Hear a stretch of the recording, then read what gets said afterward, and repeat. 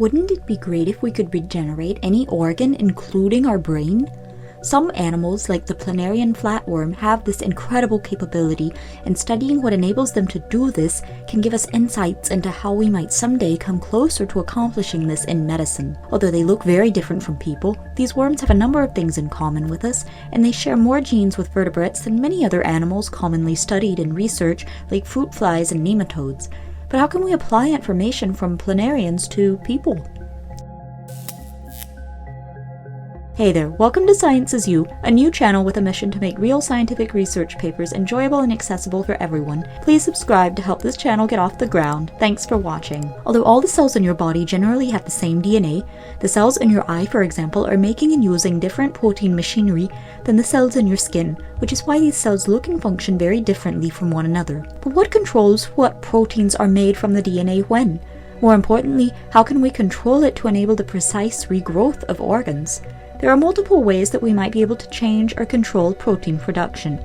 We could change the DNA sequence, which has its difficulties, or less invasive is chemical genetics, which refers to studies where drugs or potential medicines are tested for their ability to alter protein activity. Proteins are molecular machines encoded for in DNA that enable cells to carry out their different functions. Planarians are great for studying the effects of chemicals on regeneration. This paper explored an exciting mechanism for controlling regeneration called bioelectricity. Concentrations of ions like sodium, potassium, and calcium are different inside and outside the cell, which can generate an imbalance of electrical charge. The cell can control this charge balance by allowing different numbers of ions in and out through channels and pumps at the surface of the cell. The imbalance of charge creates an electric gradient. Unlike the type of electrical signals observed in brain and heart cells that are very rapid, these bioelectric gradients are present in all cells and change very slowly. Surprisingly, a growing number of research trials have shown that these signals can control cell development and function, but the mechanism of how this happened was not well understood. The researchers in this study used a chemical genetics approach to change bioelectric signals by applying chemicals that affected ion channels. They performed a screen or a test of multiple chemicals to identify which ones caused a change in regenerative capability of the planarians. They found that a drug that inhibited the activity of a particular ion pump that transports hydrogen and potassium ions led to a complete stoppage of head formation in planarians. The result? Headless worms that had regenerated a tail instead of a head. But that wasn't the end of the story. The researchers also discovered that the presence of brain tissue could override the effect of this ion pump inhibition and allow head formation to proceed normally.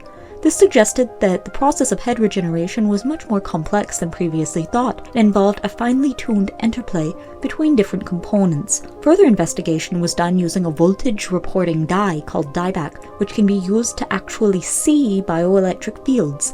This fluorescent dye is brighter in areas that are more positively charged, a state called depolarized, and less brightly in areas of more negative charge, a state called hyperpolarized. This dye revealed that as planarians regenerate their head, they have a head-to-tail voltage gradient, with more depolarized cells towards the area of head regeneration. However, when the hydrogen and potassium ion channel was inhibited, this depolarization was lost and the regenerates were significantly more hyperpolarized than normal worms. The researchers then hypothesized that it wasn't just this specific ion channel that was needed for head regeneration, rather, the bioelectric field gradient created by the ions it transported. To test this theory, the researchers manipulated the external potassium concentrations and found that head regeneration could be rescued even when the channel was inhibited. But these bioelectric voltage gradients aren't necessarily created by just one type of ion like potassium. Rather, they result from the balance of many types of ions, like sodium and chloride. They discovered that opening a particular chloride channel with an activator chemical called ivermectin resulted in the formation of a second head in worms that had both an amputated head and tail, resulting in two-headed worms over 90% of the time. The regions that formed a new head were depolarized compared to the rest of the tissue. These findings suggested that changes in bioelectricity due to ion concentrations are crucial for the planarian's incredible ability to regenerate. Further, manipulating this bioelectric field with drugs that disrupt the function of ion channels and pumps could lead to significant defects in regeneration. But ion concentrations and likely bioelectricity are not unique to planarian worms. In humans, disruptions in ion transport channels, called channelopathies, can cause many different diseases, including cystic fibrosis, epilepsy, and neurological disorders, cardiac malfunction, and kidney disease. Developing pharmacological inhibitors or activators of ion channels to control ion flux and correct these disruptions could offer an exciting approach to treating such diseases. And if we can unlock the secrets of planarian regeneration, who knows what other mysteries of biology we might uncover. Don't forget to please subscribe to help this channel get going, and remember,